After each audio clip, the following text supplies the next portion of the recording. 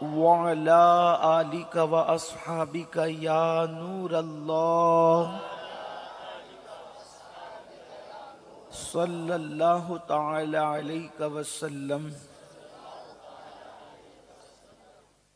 تیرے پائے کا کوئی ہم نے نہ پایا خواجہ، تیرے پائے کا کوئی ہم نے نہ پایا خواجہ، ہم زمیں والوں پہ اللہ کا سایہ خواجہ۔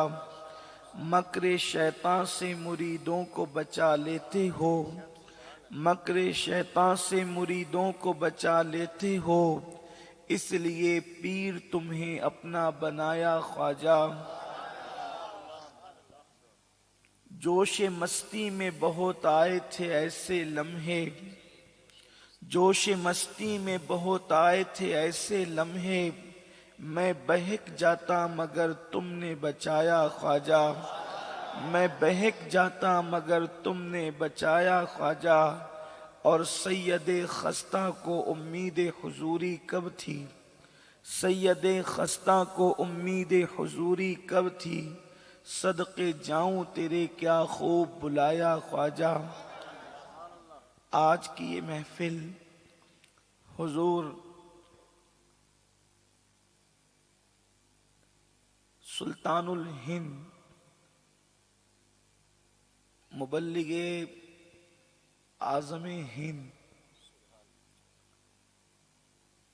سلطان الاولیاء فی الہند، قدوۃ الاولیاء فی الہند، عطائے رسول سرکار خواجہ معین الدین چشتی حسن سنجری ثم اجمیری رضی اللہ تبارک و تعالی عنہ کی یاد میں انعقاد پذیر ہے۔ اللہ میری اور آپ سب کی حاضری کو شرف قبولیت عطا فرمائے، اور سرکار غریب نواز کے اور ان کے نانا جان صلی اللہ علیہ وآلہ وسلم کے فیوز و برکات سے ہم سب کو مالا مال فرمائے۔ حضور سلطان الہند سرکار غریب نواز کی عظمت سے ہندوستان کا بچہ بچہ واقف ہے۔ چھوٹے چھوٹے دیہاتوں میں جہاں موجودہ دور کے علماء اور مشائخ کے تصورات بھی نہیں جا سکتے، وہاں پر اگر روزانہ 5 وقت کی اذان ہوتی ہے اور وہاں کے ہر گھر میں سوتے وقت اور نیند سے اٹھتے وقت ماں کسی ننھے سے بچے کو اگر کلمہ طیبہ کا درس دیتی ہے تو یہ سرکار غریب نواز کی محنتوں کا نتیجہ ہے۔ جب تک کہ ہندوستان کی مسجدوں سے اور مسجد کے میناروں سے آواز اذان کی بلند ہوتی رہے گی، ہر اذان کے کلمات سرکار غریب نواز رضی اللہ تعالیٰ عنہ کی محنتوں کا اظہار کرتے رہیں گے۔ مسجدوں کے گنبد و مینار غریب نواز کی بارگاہ میں خراج عقیدت پیش کرتے رہیں گے، اس لیے کہ وہ ایسا عظیم دائی، ایسا عظیم مبلغ روئے ہندوستان نے، روئے زمین ہندوستان نے نہ اس سے پہلے کبھی دیکھا نہ اس کے بعد کبھی دیکھا کہ آپ نے 90 لاکھ کافروں کو ایمان کی دولت عطا فرمائی۔ اس مجمع کے اندر بے شمار لوگ ایسے ہوں گے کہ جن کے باپ داداؤں کو غریب نواز کے فیوز و برکات سے ایمان کی دولت نصیب ہوئی ہوگی، اور اگر کسی کے باپ دادا مسلمان ہو کر ہندوستان آئے ہیں تو ان کے ایمان کی حفاظت بھی سرکار غریب نواز کے دسترخوان سے خوشہ چینی کرنے والوں کے صدقے میں ہوئی ہوگی۔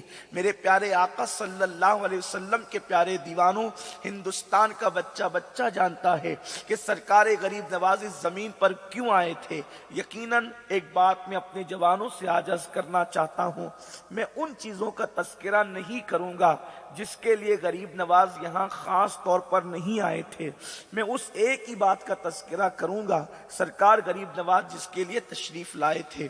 سرکار غریب نواز انا ساگر کو اپنے کٹورے کے اندر سمیٹنے کے لیے یہاں نہیں آئے تھے، سرکار غریب نواز पृथ्वी राज चौहान के ऊंटों को जमीन पर बिठाने के लिए यहाँ नहीं आए थे। सरकारे गरीब नवाज रदी अल्लाह ताला अन्हु जयपाल जोगी के सर में आसमान पे उड़ते हुए, आसमान की तरफ उड़ते हुए जयपाल जोगी के सर में अपने नालैन और अपने खड़ाओं की मार मारने के लिए नहीं आए थे। ये तो ज़िम्नी तौर पर ऐसे वाकयात हो गए। उनके असल आने का मकसद क्या था? सरकारे गरीब नवाज इस जमीन पर क्यों तशरीफ लाए थे? उनके आने का सिर्फ एक ही मकसद था और वो मकसद था इशाअत इस्लाम। हिंदुस्तान की सरजमीन कुफरिस्तान थी। हिंदुस्तान की सरजमीन के लोग जहालत की वादियों में भटक रहे थे। हिंदुस्तान की सरजमीन के लोग अपनी बेटियों को अपने हाथों से शौहर की चिता पर जिंदा जला रहे थे। ये हिंदुस्तान की सरजमीन की तारीख है। जब तक के ख्वाजा हिंदुस्तान नहीं आए थे, गरीब नवाज के आने से किसी को ईमान मिला, और जिनको ईमान न मिला कम से कम उनको जिंदगी गुजारने का शऊर तो मिल गया, उन्हें जिंदगी गुजारने का तरीका तो मिल गया। आज अगर कोई कलमा न पढ़ने वाला शख्स घर से गुस्ल करके साफ सुथरा बन करके निकलता है तो ये किसी और नहीं बल्कि सरकारे गरीब नवाज के कदमों की बरकत है। वरना यहाँ के लोगों का हाल तो ये था कि महीनों वो लोग गुस्ल भी नहीं करते थे। नहाने के नाम से जिनको चिढ़ थी, जिनको नाखून बड़े करने का शौक था, जिनका हाल ये था कि खाना खाते तो फौरन हलक के अंदर उंगली डाल करके कह कर दिया करते थे ताकि पेट खाली हो जाएगा तो फिर दोबारा और खाएंगे। यहाँ खाने का लोगों को इतना शौक था। एक बेवा को शौहर की चिता पर जिंदा जला दिया जाता था। ये हिंदुस्तान की तारीख है, इसका इनकार दुनिया का कोई इंसान नहीं कर सकता। लेकिन कब तक? जब तक के अली का बेटा फातिमा का लखते जिगर हिंद की जमीन पर कदम नहीं रखता है तो उस वक्त तक की हालत होती है। लेकिन मेरे ख्वाजा ने हिंद की जमीन पे कदम क्या रखा? आप इस्लाम का पैगाम लेकर के आए, आप रसूल पाक के नायब बनकर आए, अपने नाना जान के नायब बनकर आए। मेरे आका सल्लल्लाहु अलैहि वसल्लम के दीवानों, हैरत की बात है हजारों तलवारें जो काम न कर सकी वो सरकारे गरीब नवाज के किरदार ने काम किया है।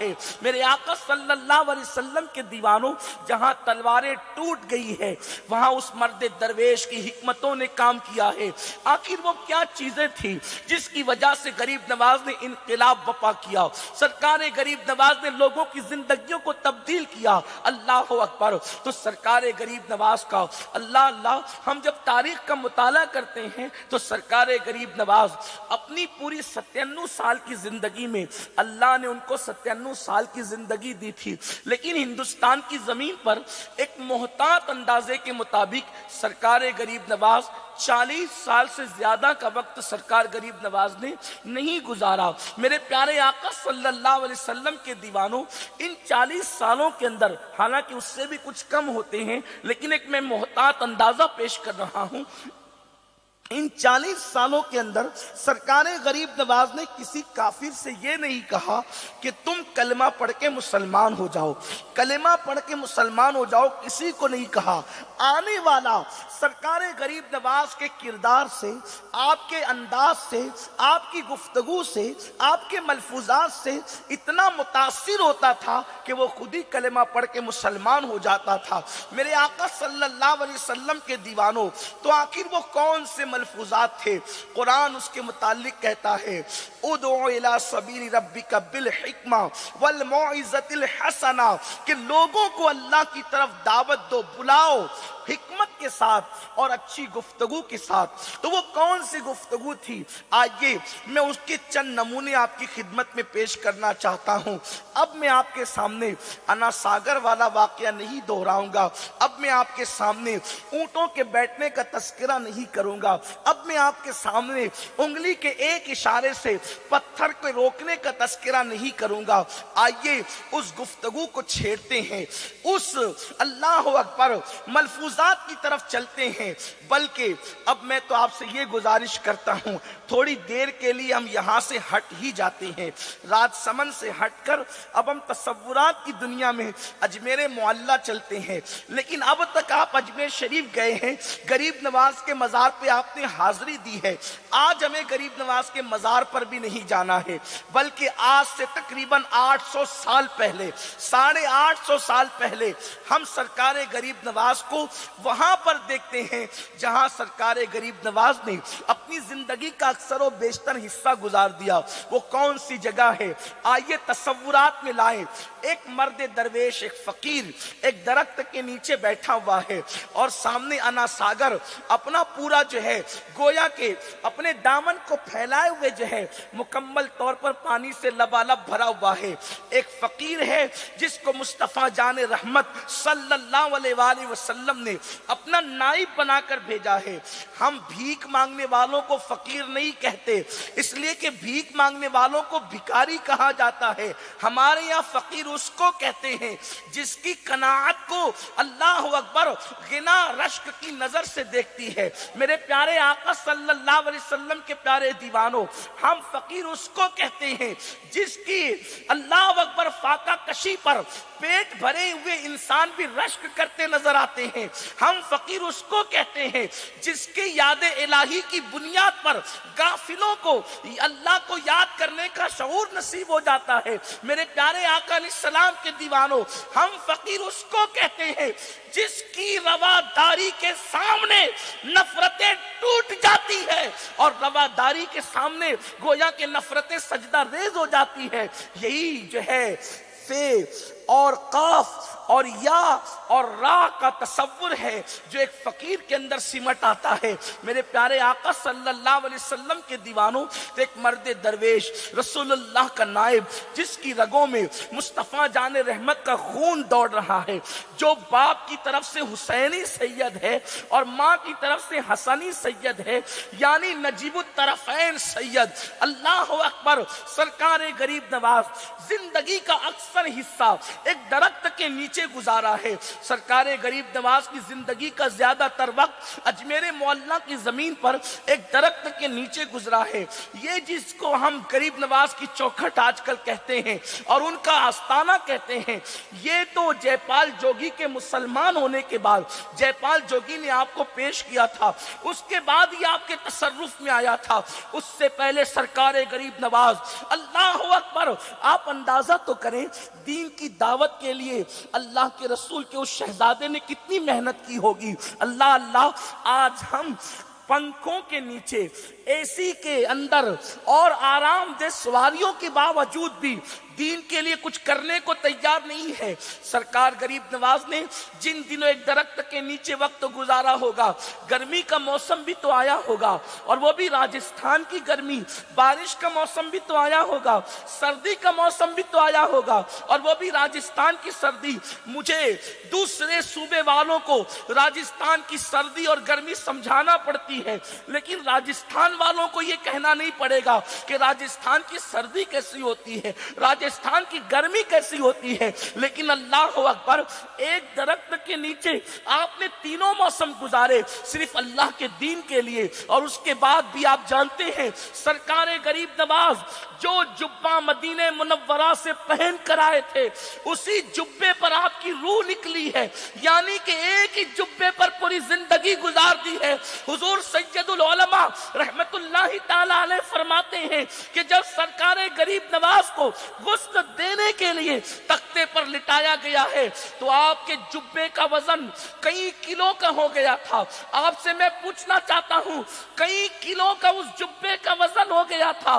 اللہ اللہ، آخر اس جبے کا وزن کئی کلو کا کیوں ہو گیا تھا؟ اس کی وجہ یہ تھی کہ جب وہ جبہ پھٹتا تھا تو اس میں پیون لگا لیا جاتا تھا، پھر پھٹتا تھا، پھر پیون لگا لیا جاتا تھا، پھر پھٹتا تھا، پھر پیون لگا لیا جاتا تھا۔ پیون اتنی کثرت سے لگائے گئے کہ اس جبے کا وزن کئی کلو کا ہو گیا تھا۔ آپ سے میں پوچھنا چاہتا ہوں، اللہ کی راہ میں غریب نواز نے یہ مشقتیں اٹھائی ہے، آج بہت آسانی کے ساتھ مسلمان اللہ کے دین کو پیٹ کے پیچھے ڈالے ہوئے ہیں۔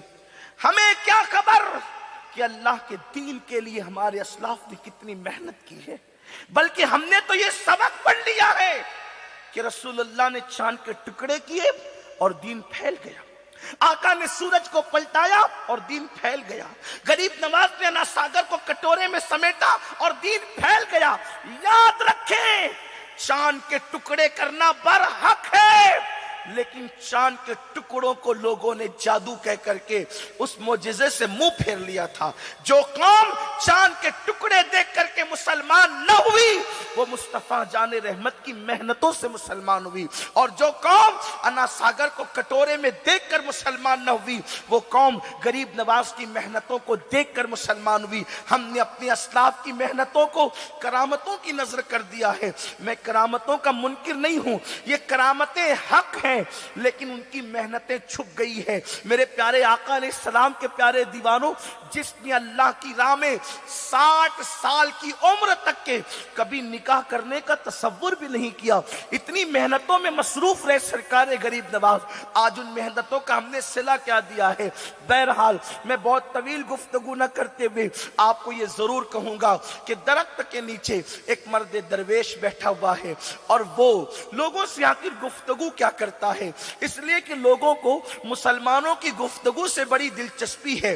مسلمان اپنے مدرسوں میں کیا کہتے ہیں، مسلمان اپنی محفلوں میں کیا کہتے ہیں، مسلمان اپنے مریدوں سے کیا بات کرتے ہیں۔ آؤ سنو، 850 سال پہلے اس فقیر نے آخر کیا باتیں کی تھی جس کی بنیاد پر آنے والا بیٹھ ہی جاتا تھا، اٹھ کر جانے کا کبھی تصور نہیں کرتا تھا۔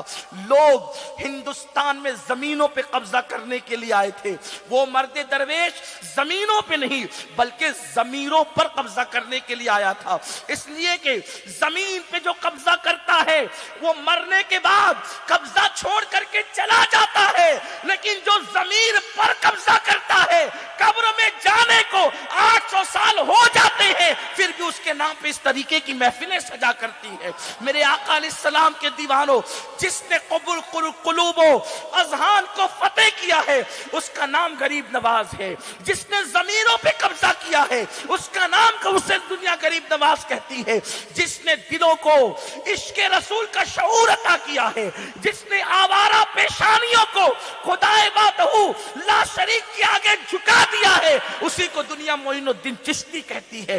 میرے آقا علیہ السلام کے دیوانوں، اکھنڈ بھارت کا سمراٹ جسے دنیا معین الدین اجمیری کہتی ہے، انسان اگر کسی کو ووٹ دے کر کے منتخب کرے وہ 5 سال اقتدار کی کرسی پہ بیٹھتا ہے، جسے مدینے کا تاجدار اقتدار عطا کرتا ہے وہ قبر میں جا کر بھی لوگوں کے دلوں پہ حکومت کرتا نظر۔ نعرے تکبیر، میرے پیارے آقا، نعرے رسالت، جشن خواجہ غریب نواز اولاد غوث اعظم۔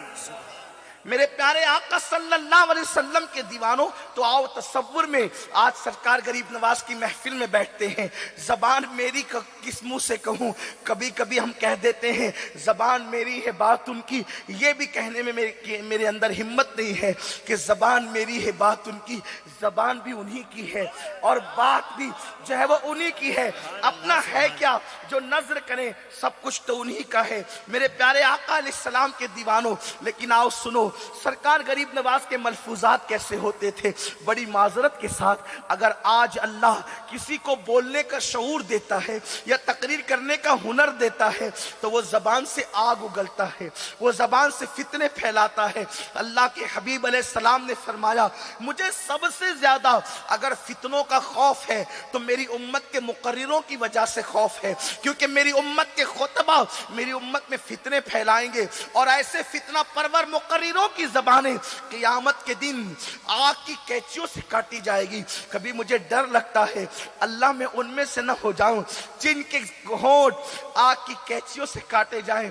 اللہ ہمیں ثواب اور استقامت کی راہ عطا فرما، سچائی اور ہدایت کی راہ عطا فرما۔ میرے آقا علیہ السلام کے دیوانوں، آئیے دیکھیں وہ کیسے الفاظ ہیں جو دلوں کو چھو جاتے ہیں اور دلوں کی دنیا میں انقلاب بپا کر دیتے ہیں۔ سرکار غریب نواز رضی اللہ تعالیٰ نے ارشاد فرماتے ہیں، آئیے اللہ اکبر، اس دلیل کے لیے دلیل العارفین کی طرف چلتے ہیں۔ سرکار غریب نواز فرماتے ہیں کہ میں نے بہت تعلیم حاصل کی، لیکن تعلیم حاصل کرنے کے بعد میں نے رسول اللہ کی احادیث سے جو موتی چنے ہیں وہ یہ ہیں۔ سرکار غریب نواز فرماتے ہیں کہ میں نے پڑھا ہے کتابوں کے اندر کہ بڑے سے بڑا گناہ کرنے کی بنیاد پر اتنا نقصان نہیں ہوتا، بڑے سے بڑا گناہ کر کے اللہ کو بندہ اتنا ناراض نہیں کرتا، سب سے زیادہ نقصان اس وقت ہوتا ہے جب کوئی انسان اپنے ایمان والے بھائی کو ذلیل کرتا ہے۔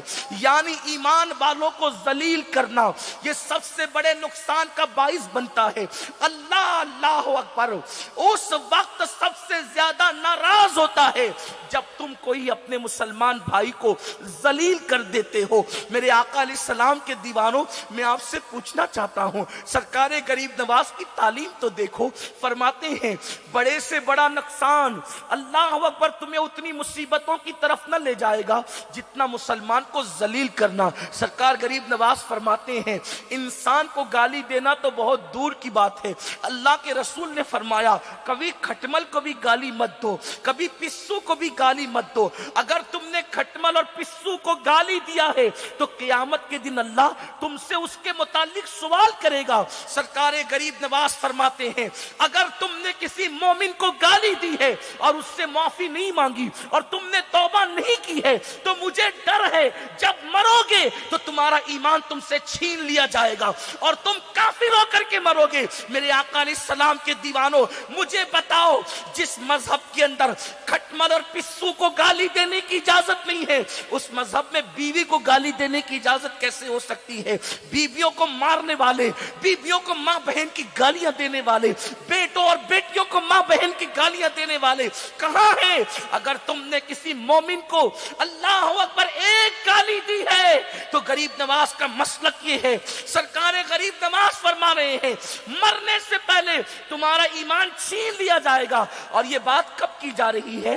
800 سال پہلے کی جا رہی ہے، 850 سال پہلے کی جا رہی ہے۔ یعنی اس دور میں جو گالیاں آج تم دیتے ہو ایک دوسرے کو، اس گالی کا تو کوئی تصور ہی نہیں تھا۔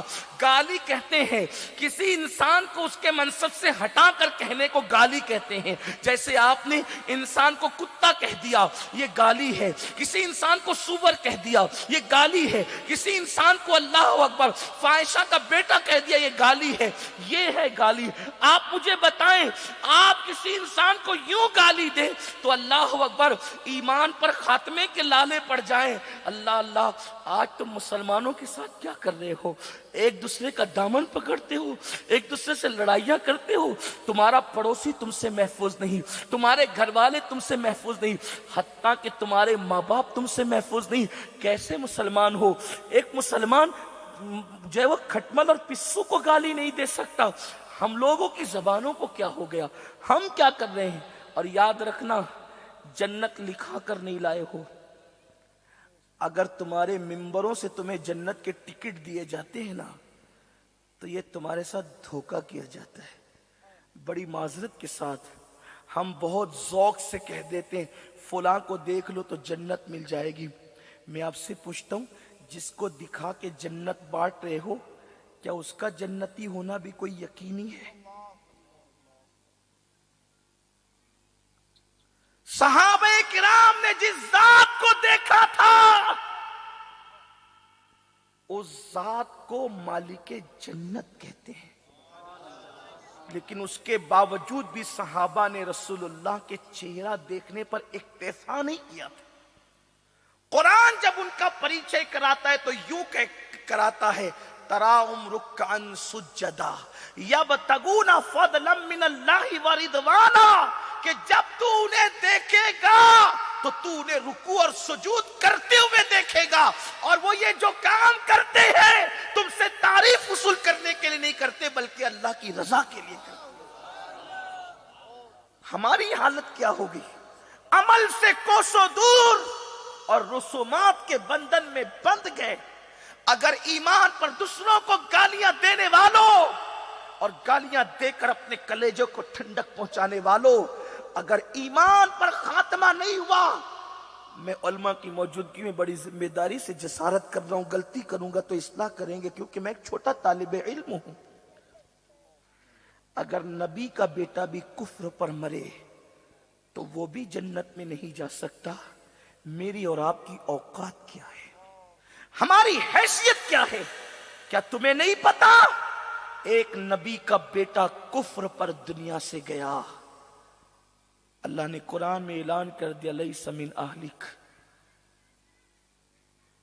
اللہ کا فرمان ہوا نوح کو, نوح اب یہ تیری آل سے نہ رہا. قرآن نے یہ نہیں کہا کہ اب یہ تیرا بیٹا نہ رہا, بلکہ کہ اب یہ تیری آل سے نہ رہا.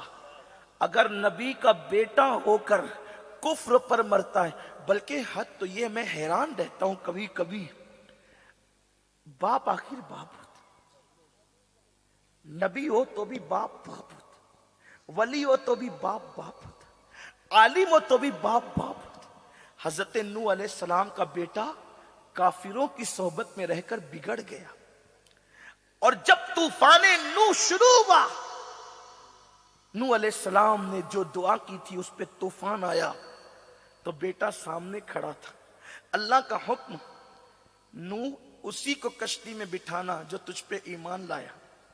نوح علیہ السلام کی تمنا تھی کاش میرا بیٹا, توجہ کریں, دھیان کریں, آج میری قوم کا ذہن بن گیا ہے ہم نماز نہیں بھی پڑھیں گے تو بھی جنت اپنا ٹھکانہ ہے. داڑیاں منڈا کے گٹروں میں پھینکو, ہیروں کی طرح چہرہ بناؤ, جنت میں جانے سے روکنا کس نے ہے؟ جنت تو اپنے باپ کی جاگیر ہے. کشتی نوح علیہ السلام کی بنائی ہوئی ہے.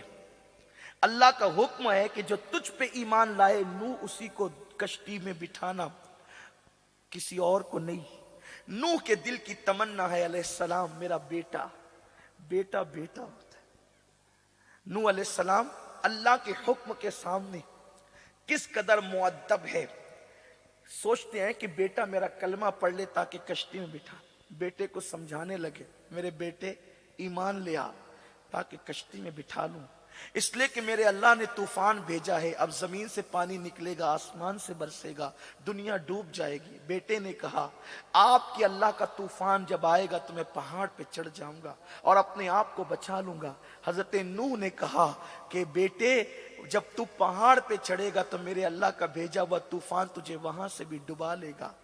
حضرت نوح علیہ السلام کا بیٹا جب نہ مانا, نوح نبی کے ہاتھ اٹھ گئے, اللہ میرے بیٹے کو کشتی میں داخل کرنے کی اجازت دے دے.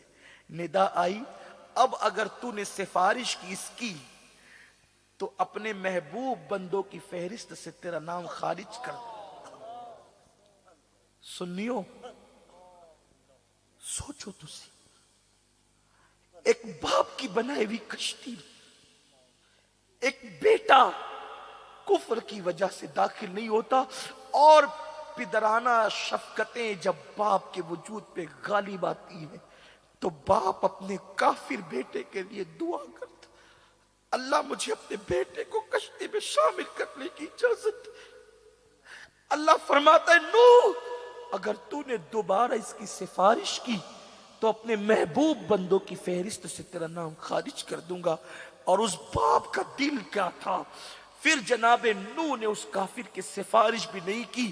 باپ اور بیٹوں کے درمیان ایک موج اٹھی. قرآن کہتا ہے سورہ نوح, باپ اور بیٹے کے درمیان ایک موج اٹھی اور اس موج نے ہمیشہ کے لیے بیٹے کو غرق کر دیا.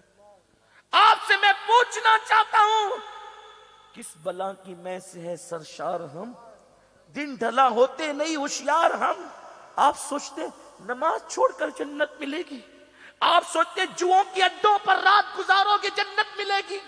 جنت لکھا کر لائے ہو, جنت کی ضمانت دی کس نے ہے؟ وہ ام المومنین عائشہ صدیقہ سلام اللہ علیہا جس کے بستر پہ قرآن نازل ہوتا ہے. میری عقیدت کہتی ہے بستر عائشہ دور سے کروڑوں درجہ افضل مجھے نظر آتا ہے, کیونکہ دور پر موسیٰ ہے, بستر عائشہ پر جان موسیٰ ہے. دور پر توریت آتی ہے, بستر عائشہ پہ قرآن نازل ہوتا. نعرے تکبیر, نعرے رسالت, جشن خواجہ غریب بستر پہ قرآن آتا ہو, جس کے بستر پہ قرآن آتا ہو وہ راتوں کو ہاتھ اٹھا کر کہتی ہے کاش میں پیدا نہ ہوتی, کاش میں پیدا نہ ہوتی.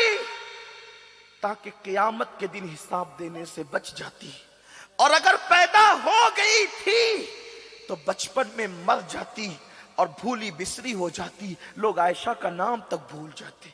ये कौन कह रहा है? ये कौन कह रहा है जिसे महबूबाए महबूब रब्बुल आलमीन होने का शरफ अता किया गया है? और आज हम सुबह उठते हैं तो इस शान से माज़अल्लाह कि सबसे पहला गुनाह अपने नामे अमाल के दफ्तर में यह लिखा होता है कि हमने फजर की नमाज छोड़ दी। मुझे बहुत तकलीफ है इस बात पर कि मेरी कौम बेखौफ होगी। आज वो कौन सा जुर्म और गुनाह है जो कौम मुस्लिम के अंदर मौजूद नहीं।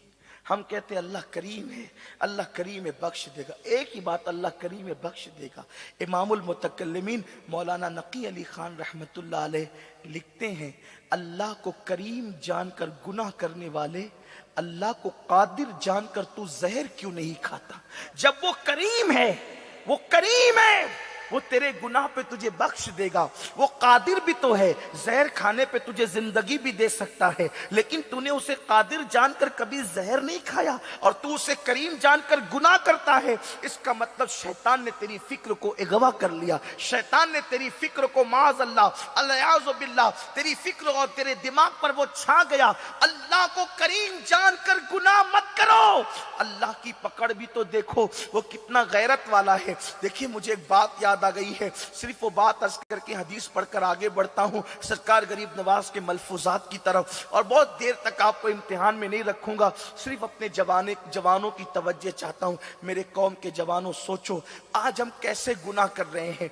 दाढ़ियां मुंडा के गटरों में फेंकना आज तो गुनाह समझा ही नहीं जाता है। नमाजों को तर्क करना आज गुनाह समझा ही नहीं जाता है। माज़अल्लाह हमारी बेटियां, हमारी बहुएं, हमारी बहनें बेपर्दा बाजारों में घूम रही है, इस पर कोई फिक्र ही हमें नहीं है। मेरे आका अलैहिस्सलाम के दीवानों, अल्लाह माफ करेगा, अल्लाह बेशक मेरा ईमान है, जब वो बख्शने पर आए, अगर वो बख्शने पर आए तो बड़े बड़े पापियों को बख्श दे, और अगर वो पकड़ने पर आए तो बड़े बड़े पारसाओं को ही पकड़, बड़े बड़े पारसाओं को।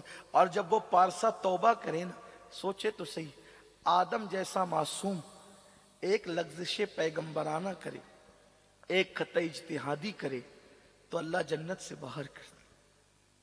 आदम अलैहिस्सलाम 200 साल तक रोते रहे, क्या हम ये भूल गए? है कोई आदम जैसा? हजरत दाऊद अलैहिस्सलाम से एक लफ्ज़ पैगंबराना होती है, इतना रोए कि जहां आंसू गिर रहे थे वहां हरी घास पैदा हो गई।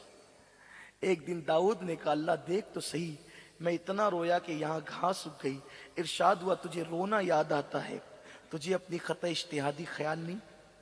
अब वो सोचे तो सही, वो बहुत गैरत वाला है, उसकी गैरत से बचो, उसकी गैरत से डरो।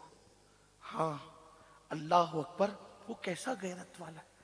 अगर वो पकड़ करने पर आए, अच्छा खास बात यह है, जिससे प्यार करता है उसकी पकड़ जल्दी करता है, जिससे प्यार करता है उसकी पकड़ जल्दी करता है, ये उसकी खास बात है। देखिए एक हदीस पाक में आपके सामने मफहूम के साथ पेश करूं, उसकी शरह के साथ। एक सहाबी, उनका नाम साद, हजरत साद रदी अल्लाह ताला अन्हु का विसाल हुजूर अलैहिस्सलाम की ज़ाहिरी हयात में होता है। दिल के कानों से सुनना। मुझे नहीं पता कि रात समन वाले कैसी गुफ्तगू सुनने के आदी हैं, लेकिन आप मुझे माफ करना कि मैं कोई खतीब नहीं हूं। शायद किसी गलत प्रोपेगेंडे से मुतासिर होकर अगर आपने मुझे बुलाया है तो मैं कोई खतीब नहीं हूं, मैं सिर्फ अपने दिल का दर्द लेकर आपके पास आया हूं। अल्लाह करे आप इसको सुन लें और आप इसको समझने की कोशिश करें, इसलिए कि जिस कौम का सब कुछ लुट चुका हो, अब उस कौम से खिताबत क्या करें? हमारे पास बच्चा ही क्या है? जो कौम लोगों को तहजीब देती थी, आज वो कौम तहजीब से आरी हो गई। जिस कौम की पर्दादारी को देखकर लोगों ने पर्दा करना सीखा था, आज उस कौम की बेटियां बेपर्दा होकर लौजों में बिक रही है। अगर ये जुमला आप पर गिरा गुजरता है तो मुझे माफ करना। दुनिया की सर्वे रिपोर्ट है कि सबसे ज्यादा अगर किसी कौम की बेटियां लौजों में बिक रही है तो वो मुसलमानों की बेटियां हैं। اور یہ بھی سروے رپورٹ ہے، اس پہ بھی مجھے معاف کر دینا کہ دنیا میں سب سے زیادہ گندی فلمیں اگر کوئی قوم دیکھتی ہے تو وہ کلمہ پڑھنے والی قوم ہے۔ پچھلے دنوں پوری دنیا کا سروے کیا گیا کہ سب سے زیادہ بلیو فلمیں کہاں دیکھی جاتی ہے، تو ہمارے پڑوس کے ملک کا نام ایک نمبر پہ آیا جو مذہب اسلام کے نام پہ بنایا گیا تھا۔ حیرت کی بات ہے، جس کی نگاہوں کی حیا دیکھ کر لوگ مسلمان ہو جاتے تھے، آج وہ قوم اپنی نگاہوں کو آوارہ کر چکی۔ زنا، بدفعلیاں، گانے، میوزک، یہی آج ہماری پہچان بن گئی۔ ہم کیا تھے اور کیا ہو گئے؟ اللہ کے رسول علیہ السلام کی ظاہری حیات میں ایک صحابی کا انتقال ہوتا ہے، ان کا نام ہے سعد۔ حضرت سعد وہ خوش نصیب صحابی ہیں جو مدینہ منورہ کے سرداروں میں گنے جاتے تھے، اور اللہ کے رسول صلی اللہ علیہ وسلم کی مدد کرنے میں انہوں نے کوئی جو ہے وہ کسر باقی نہیں رکھی تھی۔ حضور نے ان کی قربانیوں کو سامنے رکھتے ہوئے ان کو سید الانصار کا لقب عطا کیا تھا۔ سید الانصار مطلب مدد کرنے والوں کا سردار۔ جو مدینہ منورہ کی قوم تھی جنہوں نے حضور کی مدد کی تھی، مہاجرین کی مدد کی تھی، ان کے سردار تھے حضرت سعد۔ اور وصال ہوتا ہے، اللہ اکبر، حضور کی ظاہری حیات میں سید الانصار کا لقب حضور نے عطا فرمایا۔ ایک بات، دوسری بات، جب ان کی روح نکالی گئی تو اللہ کے رسول علیہ السلام نے فرمایا سعد کا جنازہ یعنی سعد کی روح لے کر جب فرشتے آسمانوں پر چڑھے تو سعد کی روح کو دیکھ کر عرش جھومنے لگا خوشی سے کہ سید الانصار کا اتنے نیک بندے کا جنازہ آیا ہے۔ اس کے بعد تیسری چیز یہ بھی آپ کو یاد رکھنا چاہیے، اللہ کے رسول صلی اللہ علیہ وسلم نے فرمایا کہ سعد جو ہے وہ سعید بھی ہے، یعنی سعد نیک بخت ہے، سعد نیک ہے میرے آقا علیہ السلام کے دیوانوں۔ لیکن حضور علیہ السلام ان کے جنازے میں بنفس نفیس شریک ہوتے ہیں۔ کیسا مقدر کا سکندر ہے وہ انسان جس کے جنازے میں اللہ کے رسول تشریف لے جائیں۔ اللہ اکبر، جنازے کے پاس نبی کا نام اگر لے لیا جائے تو صاحب جنازہ کی اس میت کی مغفرت کر دی جاتی ہے۔ جس کے جنازے میں اللہ کے رسول خود شرکت فرمائیں اس کی شان کیا ہوگی۔ اور آپ جانتے ہیں حضرت سعد کے جنازے میں جب اللہ کے رسول تشریف لے جا رہے تھے تو سرکار نے ارشاد فرمایا اے میرے صحابہ دیکھو تم سنتے ہو کیا ہو رہا ہے۔ صحابہ نے عرض کی حضور کیا ہو رہا ہے؟ سرکار فرماتے سعد اللہ کا اتنا نیک بندہ ہے کہ اللہ نے اس کے جنازے میں شرکت کرنے کے لیے 70,000 آسمان کے فرشتوں کو زمین پر بھیج دیا ہے۔ اللہ اکبر، 70,000 فرشتے جس کے جنازے میں آئے۔ اور میں یہ بات آپ سے کہوں کہ فرشتوں کا جنازے میں شریک ہونا اپنے نزدیک اتنی بڑی فضیلت نہیں ہے جتنی بڑی فضیلت مصطفیٰ جان رحمت کا شریک ہونا ہے۔ اس لیے کہ اب قیامت تک ممکن ہے کسی اور کے جنازے میں بھی فرشتے آ سکتے ہیں، لیکن اللہ کے رسول کی شرکت بنفس نفیس ظاہری طور پر اللہ اکبر یہ حضرت سعد کا مقدر ہے۔ 70,000 فرشتے جنازے میں، خود رسول پاک، صدیق اکبر، فاروق اعظم، عثمان غنی، مولا علی جیسے لوگ جنازے میں شریک ہیں۔ اللہ اکبر، اور پھر اس کے بعد سعد کو قبرستان لے جایا جاتا ہے اور قبر کے اندر لٹا دیا جاتا ہے اور مٹی برابر کر دی جاتی ہے۔ جیسی مٹی برابر کی گئی اللہ کے رسول کے چہرے پر تھوڑے سے پریشانی کے آثار نظر آتے ہیں۔ حضور حضرت سعد کی قبر پر کھڑے ہیں اور کھڑے کھڑے حضور کے چہرے پر کچھ پریشانی کے آثار نظر آتے ہیں۔ صحابہ رسول پاک کا چہرہ دیکھتے ہیں اور پھر اسی پریشانی کے آثار کی حالت میں اللہ کے رسول تکبیر پڑھتے ہیں، تسبیح پڑھتے ہیں، اور جب تکبیر و تسبیح پڑھتے ہیں تو تھوڑی دیر کے بعد وہ جو ظاہری پریشانی کے آثار تھے وہ ختم ہو جاتے ہیں اور حضور علیہ السلام کے چہرے پہ خوشیوں کے آثار نظر آتے ہیں۔ سرکار ابد قرار کا چہرہ خوشی سے تمتمانے لگتا ہے۔ آقا کریم علیہ الصلوۃ والتسلیم جب چلنے لگے تو صحابہ نے پوچھا یا رسول اللہ ہمارے ماں باپ آپ پہ قربان قربان حضور آپ جب سعد کی قبر پر کھڑے تھے تو ہم نے دیکھا کہ حضور علیہ السلام کے چہرے پر کچھ پریشانی کے آثار تھے. پھر حضور نے تکبیر پڑھی تو ہم نے بھی تکبیر پڑھی, حضور نے تسبیح پڑھی تو ہم نے بھی تسبیح پڑھی, حضور نے اللہ کی حمد بیان کی ہم نے بھی اللہ کی حمد بیان کی, اور پھر آقا کریم کے چہرے سے پریشانی کے آثار ختم ہو گئے اور سرکار کے چہرے پہ خوشی کے آثار آ گئے. یا رسول اللہ آپ کے چہرے پہ پریشانی کے آثار کیوں آئے تھے؟ تو سرکار ابد قرار فرماتے ہیں اے میرے صحابہ تمہارے اس نیک بھائی پر,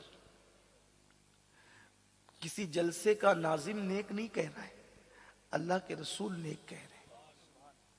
حضور کہتے ہیں تمہارے اس نیک بھائی پر اس کی قبر تنگ ہو گئی تھی اور قبر تمہارے نیک بھائی کو دبانے لگی تھی. جب میں نے دیکھا کہ اس کو قبر چاروں طرف سے دبا رہی ہے تو میرے چہرے پہ پریشانی کے آثار ظاہر ہوئے. جس کی روح کو دیکھ کے عرش جھومے, جس کو سید الانصار کا لقب ملے,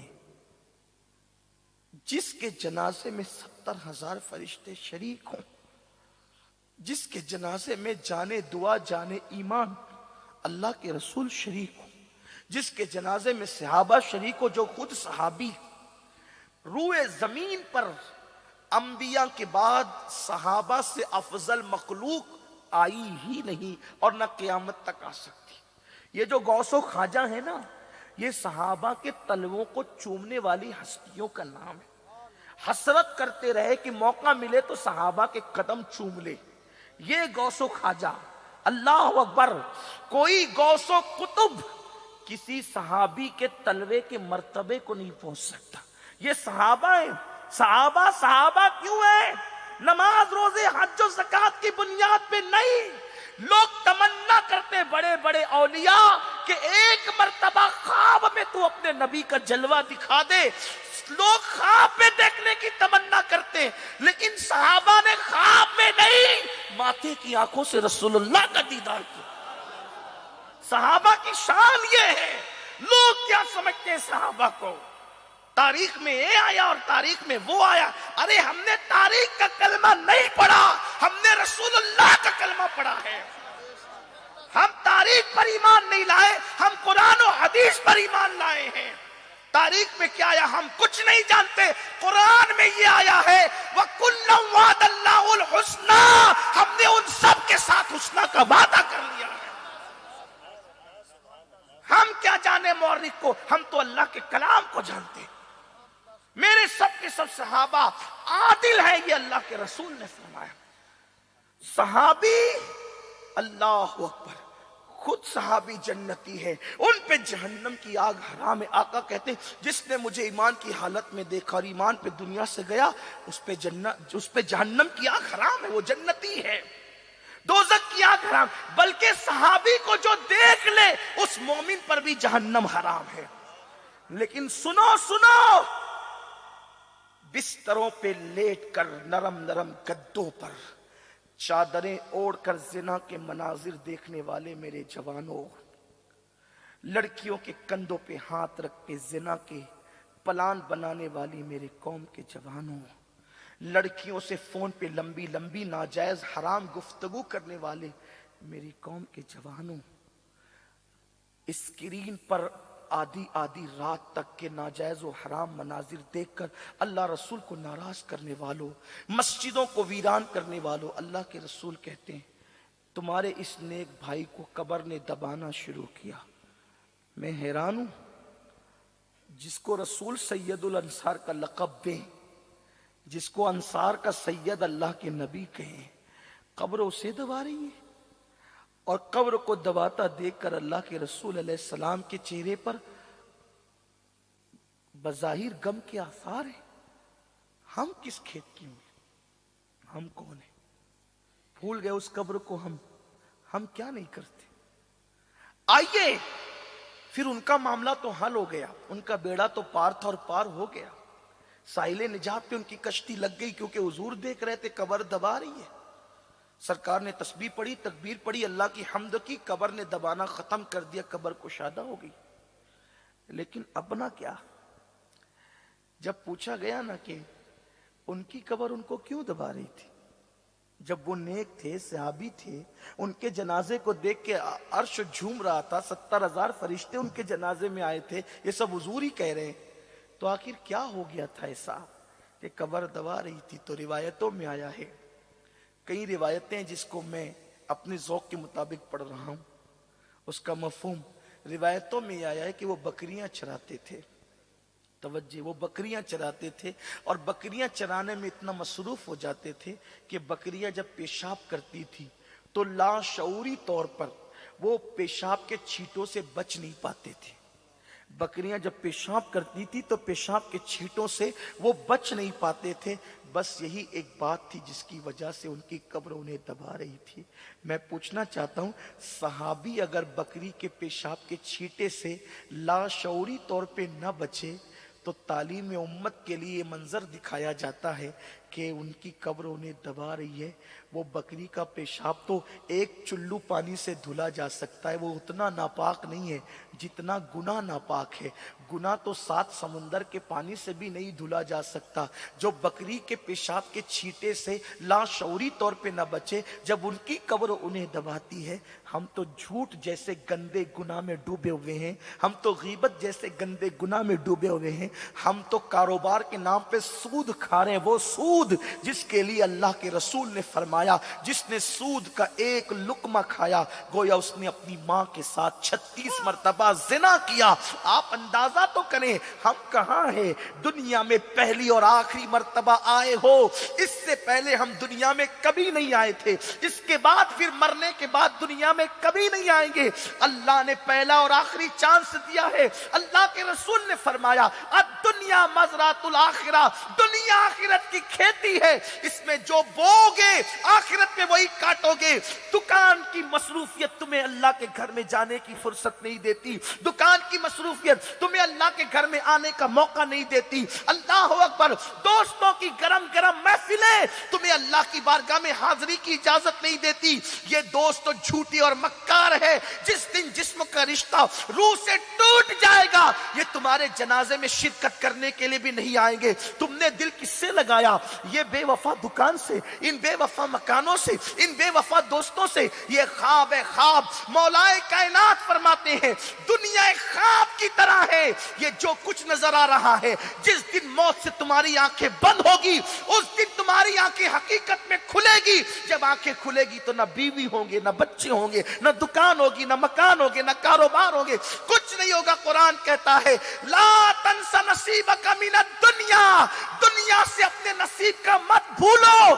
कुछ भी कमाओ, कितना भी कमाओ, कितना भी जमाओ, कफन के सिवा दुनिया से तुम कुछ नहीं ले जा सकते। अगर कफन में ले जाओगे, या तो अपना अच्छा अमल ले जाओगे, या तो अपना बुरा अमल ले जाओगे। मैं नहीं कहता कि दुकान छोड़ दो, मैं नहीं कहता कि मकान छोड़ दो, मैं नहीं कहता कि बीवी बच्चे छोड़ दो, ये सब करो, लेकिन इन सब की मोहब्बतें अल्लाह रसूल की मोहब्बतों पर गालिब ना आने पाए। रब की तरफ बढ़ो, इबादत करो। मेरे आका अलैहिस्सलाम के दीवानों, मैं गरीब नवाज के मलफूजात पढ़ने चला था और काफी देर हो गई। आइए सरकार गरीब नवाज की महफिल ही में चलते हैं। सरकार गरीब नवाज फरमाते हैं, एक दिन मैं अपने पीरो मुर्शिद सैयदी ख्वाजा उस्मान हारूनी की बारगाह में पहुंचा। सरकार गरीब नवाज कहते हैं, मैं 20 साल तक के मेरे पीरो मुर्शिद ख्वाजा उस्मान हारूनी का बिस्तर और उनके कपड़े और उनके जरूरियात का सामान अपने सर पे लेके पीछे पीछे फिरता था। 20 साल तक मैंने अपने मुर्शिद की खिदमत की है। फरमाते हैं, रातों की नफल इबादतों ने मुझे उस मर्तबे पर नहीं पहुंचाया जो पीर मुर्शिद की खिदमत ने मुझे मर्तबे पे पहुंचाया है। उस 20 साल में मुझे जो मिला है वो कभी और नहीं मिला। पीर भी कैसा था? कैसा पीर जो 2 उंगलियों के दरमियान 18,000 मखलूक का मुशाहिदा करा दे, ऐसा पीर और मुर्शिद। अल्लाह अकबर। सरकार गरीब नवाज कहते हैं, एक दिन कदम बोसी का शरफ हासिल हुआ और मैं अपने पीर और मुर्शिद की बारगाह में पहुंचा। उस वक्त तो गरीब मेरे मुर्शिद ने मुझसे कहा, बाबा मोइन, बस्तियां क्यों तबाह होती, लोगों पे अजाब क्यों आता है, क्यों लोग अजाब में गिरफ्तार किए जाते हैं? आज नहीं देखते आबादियां वीराने में तब्दील हो रही। मौत इतनी सस्ती और आसान हो गई कि लोग घर से निकलते हैं, लोगों को ये भी जो है वो महसूस नहीं होता कि अल्लाह अकबर, घर से निकल रहे हैं, سلامتی کے ساتھ واپس بھی آئیں کہ نہیں آئیں؟ دنیا میں جنگیں چھیڑنے کے پلان چل رہے ہیں، دنیا تباہی کے دہانے پہ پہنچ گئی، بستیاں کب ویران ہوتی ہیں؟ غریب نواز اپنے مرشد سے سن رہے کب ویران ہوتی. خواجہ عثمان ہارونی حدیث پاک کی روشنی میں اپنے مرید غریب نواز سے کہتے ہیں بابا معین جب 3 چیزیں کسی قوم میں پیدا ہو جائے، 3 باتیں، تو اللہ اس بستی کو ویران کر دیتا، اجاڑ دیتا، تباہ کر دیتا، اس بستی پہ عذاب آتا. اور یہ بات بھی آپ کو میں بتا دوں کہ ہم نے یہ جو سبق پڑھ لیا ہے نا کہ ہم حضور علیہ السلام کی امت میں ہم پہ عذاب نہیں آئے گا، ایسا نہیں ہے. یہ ضرور ہے کہ قوم نوح، قوم لوط، قوم سمود جیسے ہلاک کر دی گئی پوری قوم، ویسے اجتماعی عذاب ہم پہ نہیں آئے گا حضور کی امت میں، اس لیے لیکن جو کرتوت اپنے ہوں گے وہ عذاب آ کر رہے گا، جس کو انفرادی عذاب کہتے ہیں نا، انفرادی عذاب وہ آ کر کے رہے گا. بنی اسرائیل میں ایک شخص نے کہا حضور کی امتی ہونے کا شرف بہت بڑا ہے ہمارے پاس، اس لیے ہم پوری قوم پوری امت کبھی ہلاک نہیں ہوگی انشاءاللہ اس کی برکت سے، مگر انفرادی جو پاپ کرو گے رات میں کرو گے صبح کو اس کی سزا مل کے رہے گی، اتنا سمجھ لینا. بنی اسرائیل میں ایک شخص نے کہا تھا میں کتنے پاپ اور گناہ کرتا ہوں، کتنے گناہ کرتا ہوں، لیکن اس کی سزا جو ہے وہ مجھے نہیں دیتا اللہ. تو اس دور کے نبی کو اللہ نے وحی کیا، جا کے اس سے کہا کہ جا پوچھ اس سے کیا کبھی اس کو میرے خوف میں رونے کی توفیق ہوئی ہے؟ اس نے کہا نہیں. کیا کبھی نیکی کی باتیں اس کے دل پہ اثر کرتی ہے؟ اس نے کہا نہیں. اللہ نے اس دور کے نبی سے کہا اس سے کہہ دے اس سے بڑا عذاب کیا ہوگا کہ تجھے میرے خوف میں رونے کی توفیق نہیں، نیکی کی باتیں تیرے دل پہ اثر نہیں کرتی. آج بہت سارے لوگ نیکی کی بات پہلے تو سننا نہیں چاہتے، اور جو سنتے ہیں وہ عذاب کا ذکر سن کے ہنستے ہیں، مسکراتے ہیں. مولانا لوگوں کو کیا سمجھتا ہے؟ مولانا اپنی بات نہیں کر رہے، مولانا مولا کی بات کر رہا ہے. حضور کی زبان سے نکلی بھی زبان کی بات، حضور نے جو کہہ دیا زبان ماں اوہا سے جو نکلا ہے وہی بات تم تک پہنچائی جا رہی ہے. اللہ کے عذاب کا ذکر سن کر اگر مسکراؤ تو اس کا نقصان ہمیں نہیں ہوگا، نقصان تو آپ نے اٹھانا پڑے گا.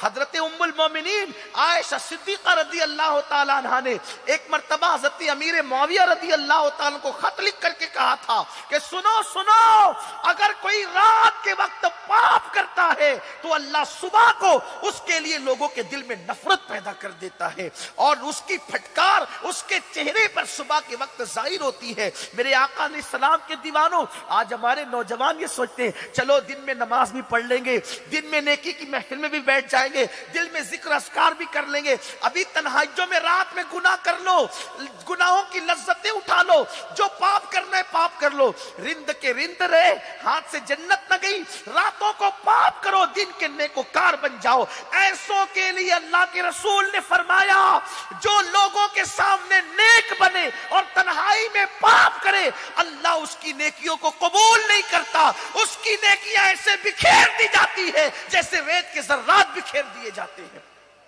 آپ اللہ کی غیرت سے بچیں، ہم سب اللہ کی غیرت سے بچیں. تو سرکار غریب نواز کو حضرت خواجہ عثمان ہارونی کا معین الدین جب 3 باتیں کسی قوم میں عام ہو جائے سمجھ لینا یہ قوم ہلاک ہو جائے گی. حضور کے امتی ہے، اس کی برکت سے اجتماعی عذاب نہیں لیکن انفرادی. دیکھو آج عذاب میں سب گرفتار ہیں، عذاب میں سب گرفتار ہیں، محسوس کرنے کی بات ہے بس. میں نے مالداروں کے گھروں میں بھی شرکت کی، غریبوں کے یہاں بھی. امیر غریب میں سب سے ملتا ہوں، سب کا مسئلہ ایک ہے، مولانا سکون نہیں، سید صاحب سکون نہیں، مالدار کو بھی سکون نہیں، غریب کو بھی سکون نہیں. بولیے اس سے بڑا عذاب کیا ہوگا؟ حضرت فاروق اعظم کو درخت کے نیچے ہاتھ کا تکیہ بنا کر تپتی ہوئی ریت پہ بھی نیند آتی ہے، ہمیں نرم گدوں پہ نیند نہیں آتی. یہ عذاب نہیں تو اور کیا ہے؟ عذاب پہ گرفتار ہو. بیٹے کل باپ کے ہاتھ چوم کے گھر سے نکلتے تھے، آج بیٹا باپ کی طرف دیکھنے تیار نہیں. اللہ کا عذاب نہیں تو اور کیا ہے؟ میاں بیوی کی محبتیں ایسی تھی کہ موت کے بعد بھی قائم رہتی تھی. آج بیوی شوہر کو صحیح منہ نہیں دیتی، شوہر بیوی کو صحیح منہ نہیں دیتا. اللہ کا عذاب نہیں تو کیا ہے؟ عذاب ہے، اس کو محسوس کرو. کما کر بھی حل میں مزید حل میں. کل لوگ چھوٹا کماتے تھے، تھوڑا کماتے تھے، سکون سے رہتے تھے. لاکھوں کا بینک بیلنس ہے، سکون ہی نہیں. عذاب ہے. اللہ کے عذاب سے بچ کر نہیں جا سکتے. میرا اللہ فرماتا ہے اَيَحْسَبُ الْإِنسَانُ أَن يُتْرَكَ سُدًى، کیا انسان یہ تصور کرتا ہے کہ اللہ اسے بغیر حساب کے چھوڑ دے گا؟ دوسرے مقام میں فرماتا ہے اِنَّ بَطْشَ رَبِّكَ لَشَدِيدٌ، تیرے رب کی پکڑ بڑی سخت ہے. میرے اللہ کی پکڑ بڑی سخت ہے. اللہ اسے کہتے ہیں جو پوری دنیا پہ حکومت کرنے والے نمرود کی جب پکڑ کرتا ہے تو اس کو لنگڑے مچھر سے ہلاک کر دیتا ہے. اللہ اس کو کہتے ہیں جو اللہ اکبر ظلم کرنے والے فرعون کو دریا میں غرق کر دیتا ہے. آج اگر رات سمن میں کوئی لاوارث میت مل جائے تو چندہ کر کے لوگ اس کو کفن کر دے کر کے دفن کر دیتے ہیں. فرعون کیسا دعوت عبرت دے رہا ہے. اتنی بڑی حکومت کا مالک جب خدا نے اس کی پکڑ کی ہے تو آج ہزاروں سال بیت گئے، میوزیم میں ننگا پڑا ہوا ہے، اس کو کفن بھی نصیب نہیں ہے، اور وہ پکار پکار کر اس کا لاشا دولت مندوں کو کہہ رہا ہے دولت کی بنیاد پہ پاپ کرنے والوں، دولت کی بنیاد پہ عیاشی کرنے والوں، دولت کی بنیاد پہ خدا کو ناراض کرنے والوں، جب اللہ نے میری پکڑ کی تو آج تک کہ مجھے نہ کفن نصیب ہے نہ قبر نصیب ہے. ارے لوگوں کو عذاب ہوتا ہے تو وہ نظر نہیں آتا، لیکن فرعون تو ایسے عذاب میں گرفتار ہے جس کو دیکھ دیکھ کر کے لوگ عبرت حاصل کر رہے ہیں. آج تک کہ وہ ننگا پڑا ہے. پتا چلا خدا اگر پکڑے گا تو کفن کو بھی محتاج ہو جاؤ گے. اس لیے تم کیا ہو، جب بادشاہ کو کفن نہ ملا تو تم زیادہ سے زیادہ کاروباری ہو، تمہارے پاس دولت ہے. کس بنیاد پہ تم دولت پہ غرور کر رہے ہو، کس بنیاد پہ دولت پہ اترا رہے ہو؟ اللہ دینا جانتا ہے تو چھیننا بھی جانتا ہے. اس لیے دینے والے خدا کو مت بھولو. جس نے طاقت دی اس کو یاد کرو، جس نے دولت دی اس کو یاد کرو، جس نے پیدا کیا اس کو یاد کرو، جس نے نعمت دی اس کو یاد کرو. غریب نواز کے مرشد کہتے ہیں معین الدین، کسی قوم میں 3 باتیں ہو جائے وہ قوم ہلاک ہو جاتی. پہلی چیز، جب کوئی قوم نماز کو ضائع کرتی ہے تو اللہ اس قوم کو ہلاک کر دیتا ہے. طبقات الاولیاء میں لکھا ہوا ہے کہ فرمایا گیا جب کوئی نماز چھوڑتا ہے نا ایک وقت کی جان بوجھ کے، تو چھوٹے چھوٹے کیڑے مکوڑے اللہ سے کہتے ہیں اللہ ہمیں اتنی طاقت دے دے اور اجازت دے دے کہ ہم اس کا گلا دبا کر اس کا خاتمہ کر دیں. اس لیے کہ کیڑوں کو بے نمازی کا وجود برداشت نہیں، کیڑوں کو بے نمازی کا وجود برداشت نہیں ہے. کیڑے کہتے ہیں ہم دبا کر اس کو ہلاک کر دینا چاہتے ہیں. آپ کیا سمجھتے ہیں یہ شام میں، یمن میں، عراق میں جو ہو رہا ہے اور آپ کے ساتھ بھی جو ہو رہا ہے کچھ تھوڑا تھوڑی ہو رہا ہے؟ کوئی بچانے نہیں آئے گا. اللہ بچائے تو بچ سکتے ہو ورنہ نہیں بچ سکتے. نماز چھوڑنے کا نقصان کیا ہے؟ چھوٹے چھوٹے کیڑے کہتے ہیں ہم اس کا گلا دبا کے اس کو مار ڈالنا چاہتے ہیں. ہوائیں جب اس کے قریب آتی ہے تو اس سے ناراضگی کا اظہار کرتی ہے. جب وہ کھانے بیٹھتا ہے تو لقمے اس سے ناراضگی کا اظہار کرتے ہیں. جب وہ زمین پہ چلتا ہے تو زمین اس سے ناراضگی کا اظہار کرتی ہے. اور سب سے بڑا نقصان جب نماز کوئی ایک وقت کی جان بوجھ کے چھوڑ دیتا ہے نا، سب سے بڑا نقصان، اللہ کے رسول فرماتے ہیں اللہ کی امان سے وہ باہر ہو جاتا ہے. اللہ اس سے کرم کا ہاتھ، امان کا ہاتھ ہٹا لیتا ہے، وہ اللہ کی امان سے باہر ہو جاتا ہے. اور سنیو اللہ کی امان کیا ہے اور اللہ کی امان کا ہٹ جانا کیا ہے؟ دیکھو اگر ہزاروں ابابیل کسی ہاتھی پر گرے تو وہ ہاتھی کو زخمی بھی نہیں کر سکتی، کیونکہ ہاتھی طاقت میں دکھنے والی مخلوق میں سب سے زیادہ جسامت والا، طاقت والا. اگر وہ شیر کو بھی ایک سونڈ چلا کے مار دے تو شیر جو ہے فٹ بال کی طرح اڑتا ہوا بھاگے. یہ ہے نا اس کی طاقت، اس کی قوت، کتنا وہ طاقتور ہے. لیکن ہزاروں ابابیل اگر اس پر ایک ساتھ گر جائے تو ہاتھی زخمی بھی نہیں ہوتا. کب تک؟ جب تک اللہ کی امان ہاتھی پہ رہتی ہے. لیکن اللہ کی امان اگر ہاتھی سے ہٹ جائے تو ایک ابابیل کے منہ میں چنے کے دانے کے برابر کنکر اللہ اکبر ہاتھی کو مار ڈالتا ہے. اور ایک ابابیل 2 پنجوں میں لے کر ایک चोंच में लेकर 3 हाथियों को कत्ल करती है और तुम्हें दावत इबरत देती है।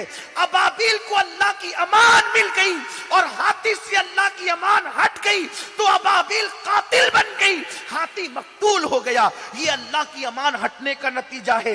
मुसलमानों, तुम पर किसी की तलवार न चलती, तुमको कोई घूर करके न देखता, तुम इतनी जलील जिंदगी न गुजारते, इतनी रुसवाइयों में तुम न जीते, हुकूमतों के आगे तुम कासे गदाई लेकर न खड़े होते, तुम हैबत में और खौफ में जिंदगी न गुजारते अगर तुम्हें अल्लाह की अमान मिलती। इसलिए कि अल्लाह की अमान क्या है, मेरा उन्वान ये नहीं है, लेकिन बात आ गई, इजाजत दे तो एक बात अर्ज करूं। अल्लाह की अमान क्या है? देखो अल्लाह की अमान कितनी बड़ी चीज है।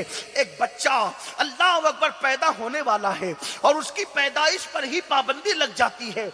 फिरौन वक्त का बादशाह ख्वाब देखता है, नजूमियों से पूछता है, वो ख्वाब की ताबीर बताते हैं। फिरौन, तेरी सल्तनत में एक बच्चा पैदा होगा जो तेरी सल्तनत को खत्म कर देगा। उस पैदा होने वाले बच्चे को हजरत मूसा अलैहिस्सलाम के नाम से हम याद करते हैं। क्या होता है फिर? फिरौन ऐलान कर देता है, खबरदार आज के बाद कोई शौहर अपनी बीवी के करीब न जाए ताकि बच्चे की पैदाइश ही ना हो। और जो बच्चे मां के पेट में आ चुके हैं, हर घर में एक दाई मुकर्रर कर दो, जैसे ही बच्चा पैदा होगा उस बच्चे को कत्ल कर दिया जाएगा।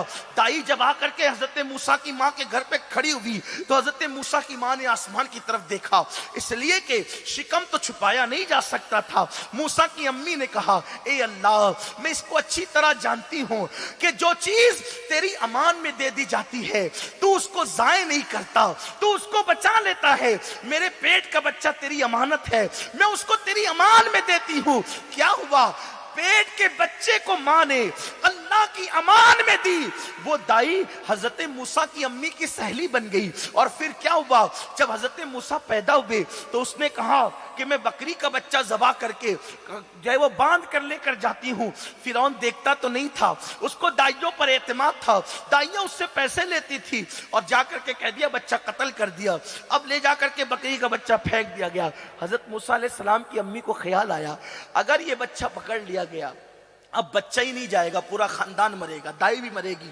हजरत मूसा की बड़ी बहन थी, उन्होंने कहा अम्मी बच्चा तो पैदा हो गया, अल्लाह ने इसकी हिफाजत कर ली, इस बच्चे को दरिया में डाल दो, दरिया में डाल दो, इसलिए कि कहीं भी जाएगा दरिया का पानी इसको लेके तेरे पास रह के मर जाएगा, न रहेगा कम से कम जिंदा तो रहेगा। माँ ये नहीं चाहती कि बच्चा मेरे पास ही रहे, बल्कि जब मौत और जिंदगी की बात आती है तो माँ दूर चला जाए बच्चा मगर जिंदा रहे, सलामत रहे। यही होता है ना, माँ की ममता तो माँ की ममता है। संदूक लकड़े का बनाया गया, उसमें हजरत मूसा को डाला गया, चंद दिन के मूसा, पैक कर दिया गया संदूक।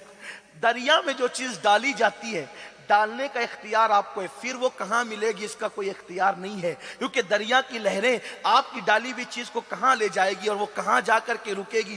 दरिया कहीं रुकता ही नहीं, वो तो जारी ही रहता है, एक से दूसरा, दूसरे से तीसरा, फिर पता नहीं कहां मिलेगा। लेकिन मुसलमानों देखो देखो मेरे अल्लाह की शान देखो, अल्लाह अकबर, अपने मसाइल का हल कहीं और नहीं है, अल्लाह की बारगाह में है। उसकी तरफ पलटो, जब एक माँ संदूक में अपने बच्चे को डालकर जैसे ही दरिया में फेंकना चाहती है तो मां की ममता तड़प जाती है। मेरी बहनें भी और आप भी है, सोचो जब मां ने अपने बच्चे को दरिया में डालने के लिए सोचा होगा तो उसका दिल कितनी तेजी से धक धक कर रहा होगा। मां ने जैसी बेटे को दरिया में डाल करके उसका अंजाम भयानक सोचा, अब पता नहीं आज का बिछड़ा हुआ बेटा मुझे कब मिलेगा।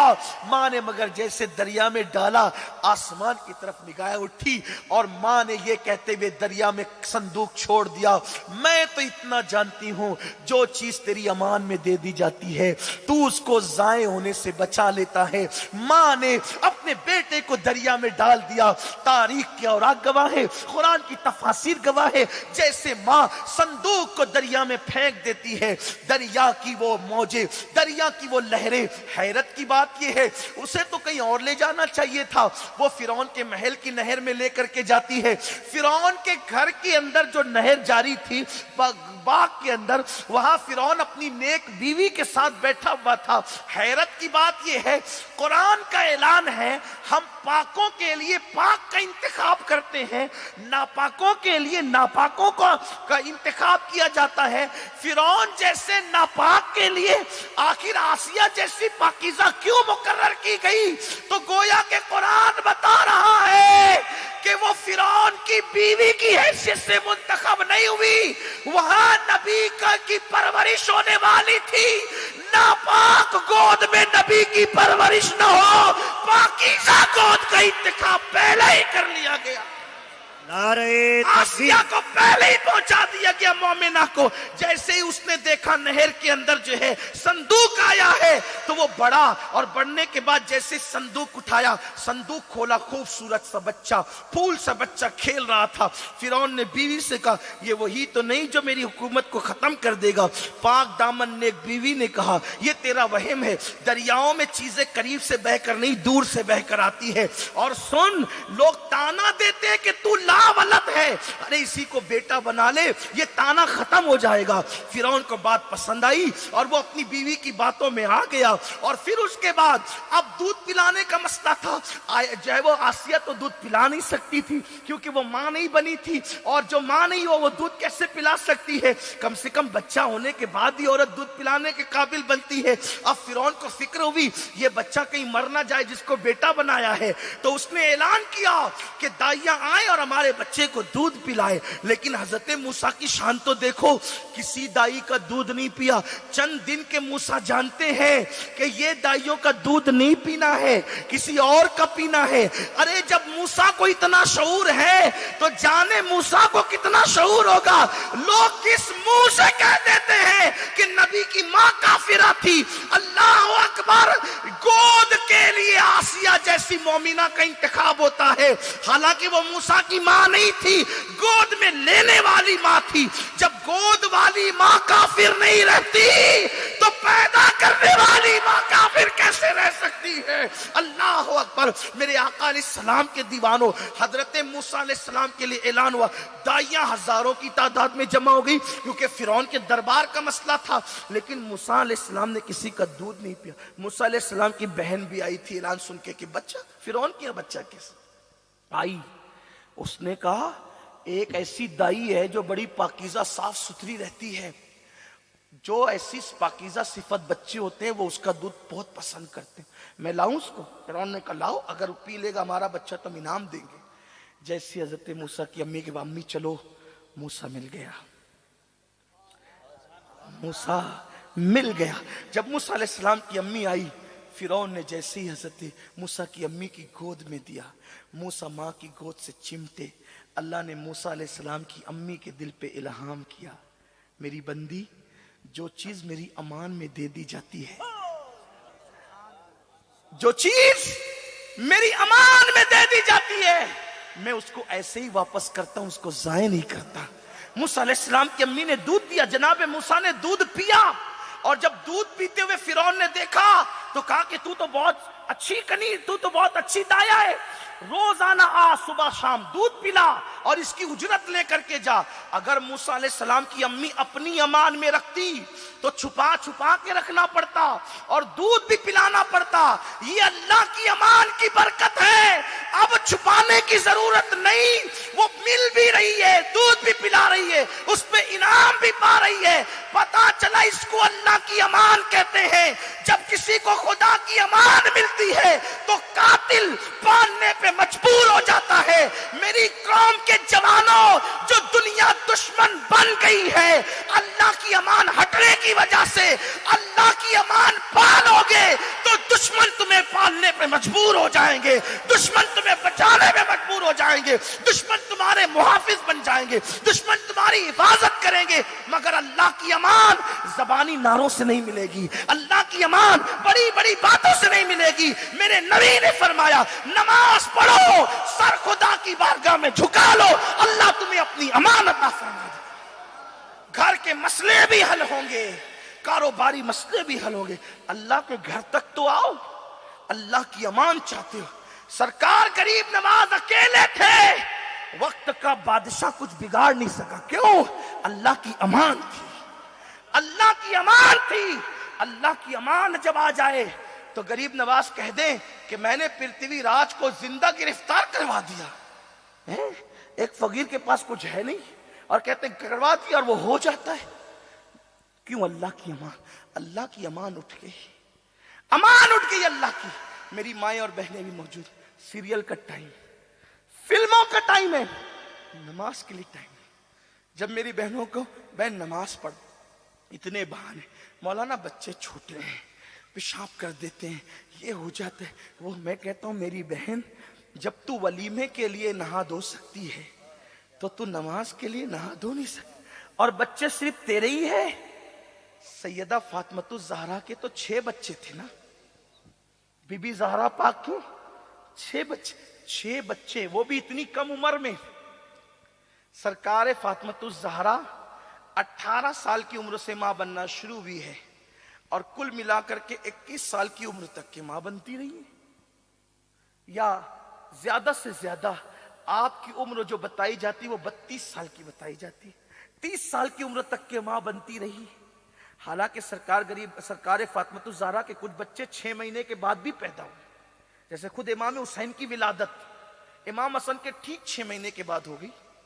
حالانکہ 6 مہینے کا بچہ جو ہے وہ نہیں ہوتا، اور ہوتا تو جیتا نہیں ہے. یہ امام حسین کی شان ہے. میرے فرمایا گیا 2 بچے ایسے ہیں کائنات میں جو 6 مہینے کے پیدا ہوئے اور جیے. ایک تو حضرت یحییٰ علیہ السلام اور ایک تو حضرت امام حسین رضی اللہ تعالی. 6 بچوں کی ماں ہے سیدہ فاطمہ. لیکن ایک وقت کی نماز تو چھوٹ جائے. ارے نماز تو فرض، نماز اپنی جگہ ہے. جب رات کے وقت نفل نماز پڑھنے کھڑی ہوتی ہے تو ایک سجدے میں پوری رات گزار دیتی ہے. ایک سجدے میں ہمیں کیا ہو گیا، میری بہنوں کو کیا ہو گیا؟ تو فرمایا میرے آقا علیہ الصلوۃ والتسلیم کے پیارے دیوانوں سرکار خواجہ عثمان ہارونی نے کہ معین الدین، جب کوئی قوم نماز چھوڑ دے تو اللہ تبارک و تعالیٰ اس قوم کو ہلاک کر دیتا ہے. اگر آپ پر بار نہیں پڑا تو ایک حدیث اور پڑھنا چاہتا ہوں. پڑھوں حدیث پاک؟ دیکھو نماز نہ پڑھنے والوں کا انجام کیا ہے. آخرت میں جو ہے وہ تو بڑا دردناک ہے. دنیا کی بات کر رہا ہوں. بخاری شریف کی ایک حدیث ہم کثرت سے پڑھتے اور سنتے ہیں کہ سرکار نے فرمایا، آقا فرماتے ہیں میرا دل یہ چاہتا ہے کہ کسی کو کہوں اذان دے اور کسی کو کہوں کہ وہ نماز پڑھائے، اور میں گلی کوچوں میں محلے میں نکل جاؤں اور ان گھروں کو آگ لگا دوں جس گھر کے لوگ مسجد میں نماز پڑھنے کے لیے نہیں آئے ہوں. یہ حدیث ہم سنتے رہتے بار بار. لیکن آپ کیا سمجھتے ہیں؟ ہم کہتے ہیں دیکھو حضور کتنے ناراض ہیں. رحمت للعالمین کی شان نہیں کسی گھر کو آگ لگانا. حضور لگا ہی نہیں. کہتے ہیں میں یہ چاہتا ہوں کہ ان گھروں کو آگ لگا دوں جس گھر کے لوگ نماز کے لیے نہ آئے ہوں. اما عائشہ صدیقہ کہتی ہے میں دیکھتی ہوں کہ اللہ اپنے نبی کی چاہت کو پورا کرنے میں بہت جلدی کرتا ہے. حضور کرتے نہیں، ایسی چاہتے ہیں، اللہ اس کو پورا کرتا ہے. حضور نے چاہا قبلہ بدل جائے، اللہ نے بدل دیا. حضور نے چاہا سونا سوراقہ کے لیے حلال ہو جائے، اللہ نے حلال کر دیا. حالانکہ مردوں کو حرام ہے. ریشم عبد الرحمن ابن عوف کے لیے حلال ہو جائے، اللہ نے کر دیا. حضور چاہتے ہیں اور اللہ کر دیتا ہے.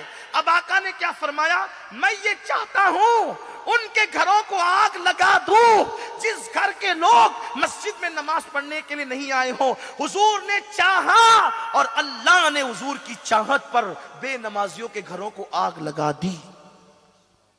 یہ دکھنے والی آگ نہیں ہے، یہ نہ دکھنے والی آگ ہے. باپ بیٹے کا اختلاف یہ آگ نہیں تو کیا ہے؟ 32 33 سال کی بیٹیاں گھروں میں بیٹھی رشتے نہیں آتے، یہ آگ نہیں ہے تو کیا ہے؟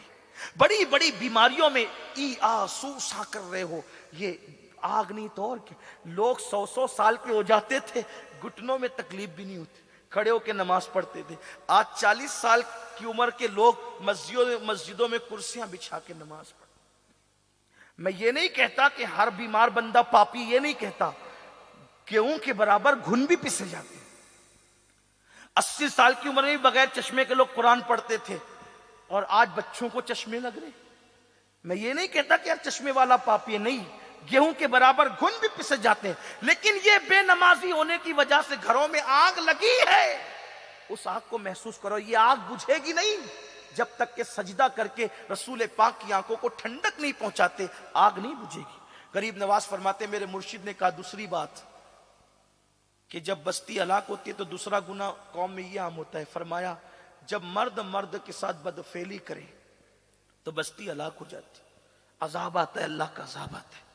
آج اس فعل بد میں بھی میری قوم کے جوان مبتلا ہیں. اس پہ میں زیادہ کچھ نہیں کہوں گا, حیا کے پردے میں بس اتنا کہوں گا, مرد مرد کے ساتھ برائی کرے یہ زنا سے بھی بڑا گناہ ہے. زنا کرنے والے کو جو عذاب دیا جائے گا اس سے زیادہ عذاب جو مردوں کے ساتھ مرد بدفعلی کرتے اس بنیاد پر دیا جائے گا. میرے آقا علیہ السلام نے تو یہاں تک فرمایا, اللہ اکبر, جس بستی میں ایسا بندہ رہتا ہے جو مردوں کے ساتھ بدفعلی کرتا ہے اور بستی کے لوگ اس کو برا نہیں سمجھتے, اس بستی پر اللہ ایک دن میں 36 مرتبہ لعنت فرماتا. روایتوں میں آتا ہے کہ جانور بھی کسی مرد جانور کے ساتھ بدفعلی نہیں کرتے سوائے سور اور خنزیر کی. یہ جو سور ہے نا جسے خنزیر بھی کہتے ہیں, یہ سور اپنے نر کے ساتھ بدفعلی کرتا ہے. اسی لیے صوفیہ فرماتے ہیں کہ جب بدفعلی کرنے والا جو مردوں کے ساتھ برائی کرتا ہے وہ مرے گا اور ایک ٹائم کی نماز گزر جائے, یعنی ظہر میں دفن کیا تو عصر میں دیکھنا, عصر میں دفن کیا تو مغرب میں دیکھنا, مغرب میں دفن کیا تو عشاء میں دیکھنا, عشاء میں دفن کیا تو فجر میں دیکھنا. فرماتے ہیں کہ وہ اپنی قبر میں سور بنے گا, اور اگر ایسا نہ ہو تو تم مجھے پھانسی پہ چڑھا دینا. وہ بزرگ فرماتے ہیں سور بنے گا. اور اتنا دردناک معاملہ ہے کہ فرمایا کہ جو شخص مرد کے ساتھ بدفعلی کرتا ہے اس کا نام قوم لوط کے افراد میں لکھ دیا جاتا ہے, اور جب وہ مرے گا تو اس کو انہی میں شامل کر دیا جائے گا جن پہ مسلسل لعنت برس رہی ہے. اس لیے اللہ کے لیے آج کل جو انٹرنیٹ پر فیس بک پر گندے مناظر دیکھتے ہیں اس بنیاد پہ نوجوان تیزی کے ساتھ اپنے دوستوں کے ساتھ برائی کا ارتکاب کر رہے ہیں. اور میرے آقا علیہ السلام کے غلاموں خواجہ عثمان ہارونی سرکار غریب نواز سے کہتے ہیں کہ بابا معین جب مرد مردوں کے ساتھ برائی کرے تو پھر اس کے بعد بستی پر عذاب آتا ہے. اور تیسری اور آخری بات, اور یہ بھی میری گفتگو کا اختتامی نقطہ ہے, فرمایا جب عورتوں کے حالات خراب ہو جائیں تب بستی پر عذاب آتا ہے. اس لیے کہ جب مرد برائی کرتے ہیں تو عورتوں کا تقوی عذاب سے بچا لیتا ہے, لیکن جب عورتیں بھی پاپی ہو جائیں تو پھر اس بستی کو عذاب میں گرفتار کر دیا جاتا ہے.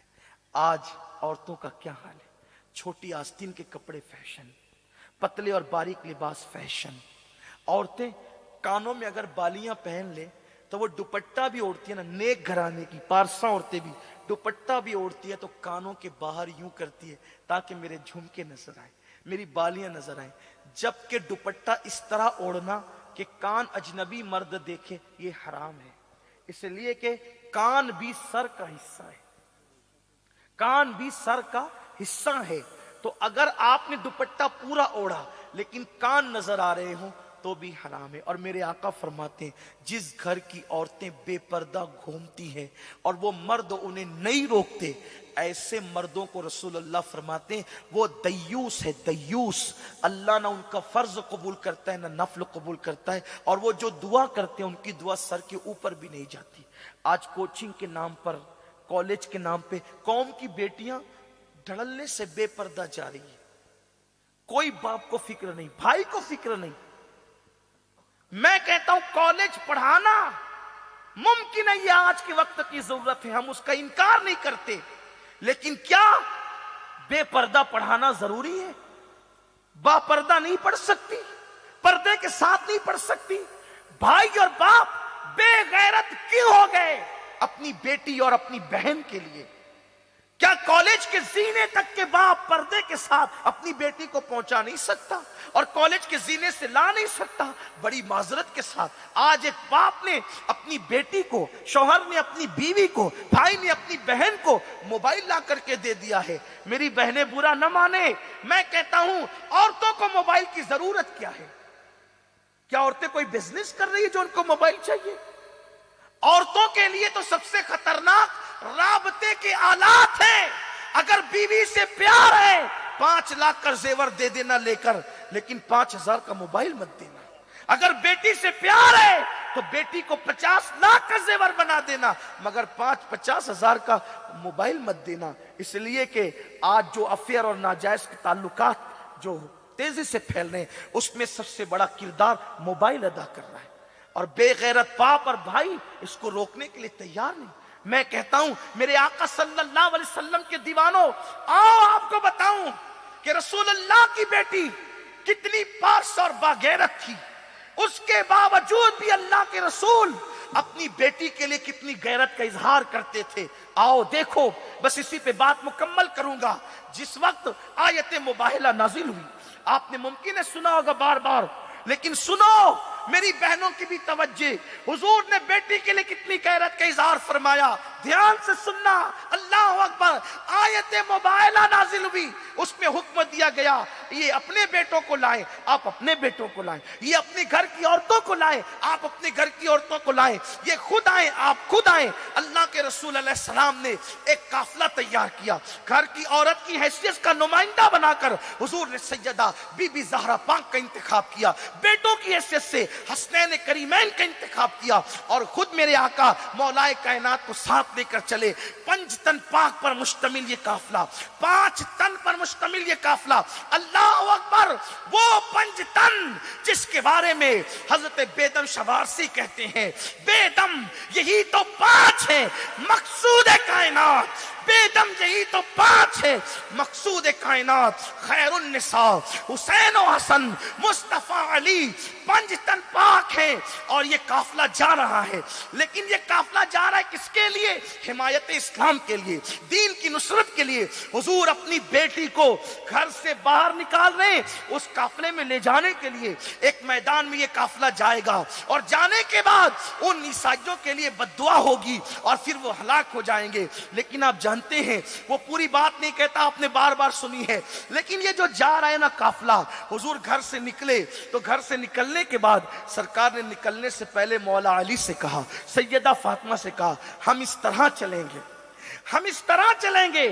آگے آگے حضور ہوں گے، آگے آگے حضور ہوں گے.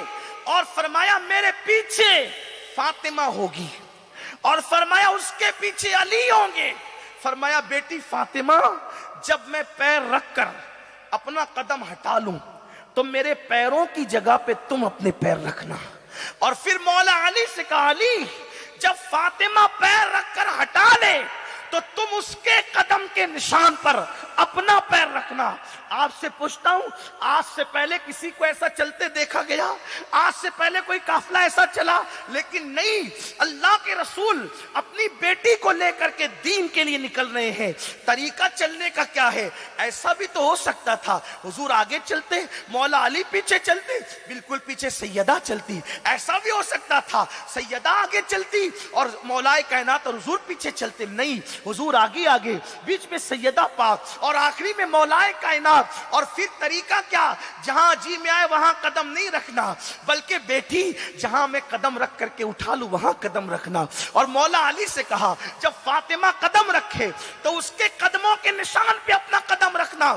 یہ ترتیب چلنے میں کیوں ہے؟ اس کی وجہ یہ سمجھ میں آتی ہے، گویا کہ بتایا جا رہا ہے کہ نبی پہلی مرتبہ بیٹی کو گھر سے لے کر کے باہر نکل رہے ہیں تو حضور علیہ السلام اجنبی زمین پر پہلے اپنا قدم رکھ کر اپنے قدم کو اور فاطمہ الزہرا کے قدم کے درمیان اور زمین کے درمیان، زمین اور فاطمہ کے قدم کے درمیان اپنے قدم کو پردہ بنا دیتے ہیں، اپنے قدم کو پردہ بنا دیتے ہیں. اور اس پردے پہ پھر سیدہ کا قدم. اور پھر بتا رہے علی فاطمہ کے نقش قدم پر کسی اجنبی کی نظر پڑے یا اجنبی کا قدم پڑے، نبی کی غیرت کو گوارا نہیں. تم نقشے پائے فاطمہ پہ اپنا قدم رکھ کر نشان قدم بھی مٹا دو تاکہ نہ نقش قدم پہ نظر پڑے نہ کسی کا پیر پڑنے پہ. یہ رسول اللہ کی غیرت ہے، یہ آقا کریم کی غیرت ہے. اور سنو، صرف تقریریں تمہارے بچوں کو نہیں بدلے گی. جب ماں نیک ہوتی ہے تو اولاد کو ماں کی نیکی کی برکت خود بخود نصیب ہوتی ہے. کائنات میں کسی کی اولاد میں اتنے ولی نہیں ہے جتنے فاطمہ الزہرا کی اولاد میں ولی ہے. حسن جیسا ولی فاطمہ کا بیٹا، حسین جیسا ولی فاطمہ کا بیٹا، زین العابدین فاطمہ کا بیٹا، باقر فاطمہ کا بیٹا، جعفر صادق فاطمہ کا بیٹا، علی رضا فاطمہ کا بیٹا، جناب نقی تقی حسن عسکری فاطمہ کے بیٹے، غوث و خواجہ فاطمہ کے بیٹے، وارث دیوا فاطمہ کے بیٹے، شاہ برکت اللہ فاطمہ کے بیٹے، 90 لاکھ کافروں کو ایمان دینے والا معین الدین فاطمہ کا بیٹا، مکتوم سمنا کا تخت تاج چھوڑ کر کے ہند آنے والا فاطمہ کا بیٹا، اور آخری میں اللہ اکبر جس کے پیچھے حضرت عیسیٰ نماز پڑھیں گے وہ امام مہدی بھی فاطمہ کا بیٹا. کیوں اتنے ولی کسی کی اولاد میں ہو تو بتاؤ. سرکار فرماتے ہیں کہ میری بیٹی فاطمہ نے اپنی عصمت کی ایسی حفاظت کی کہ اللہ نے قیامت تک اس کی اولاد پہ جہنم کی آگ کو حرام کر دی. ماں پارسا ہو جائے، فاطمہ کے تقوی کی برکت تو قیامت تک اولاد کو ملتی ہے. تم اتنی پارسا تو نہیں ہو سکتی، اتنی ہو جاؤ کم سے کم تمہارے پوتوں تک تو یہ تقوی کی برکت نصیب رہے.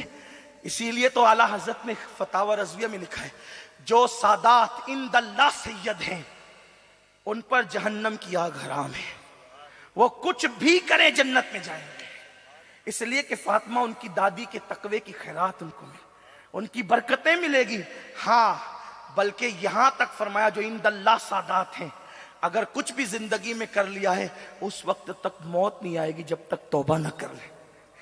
ماں کی تقوی کی برکتیں یوں نصیب ہوتی ہیں، یوں نصیب ہوتی ہے. اس لیے میں اپنی بہنوں سے کہتا ہوں تو سرکار غریب نواز کہتے ہیں میرے مرشد نے کہا جب عورتوں کے حالات خراب ہو جائیں تو بستی پہ عذاب آتا ہے. اللہ مجھے آپ سب کو حضور غریب نواز کی برکتیں نصیب فرمائے، کہنے سننے سے زیادہ عمل کی توفیق عطا فرمائے. گفتگو کے درمیان اگر کوئی غلطی ہو گئی ہو اللہ تعالیٰ معاف کرے. استغفر اللہ ربی من کل ذنب واتوب الیہ وما علینا الا البلاغ. السلام علیکم ورحمۃ اللہ وبرکاتہ. مصطفیٰ جان رحمت رام شہریا رام تاجدار حرم نوبہار شفاعت پہ لاکھوں سلام. مصطفیٰ جان رحمت پہ لاکھوں سلام. شمع بز میں ہدایت پہ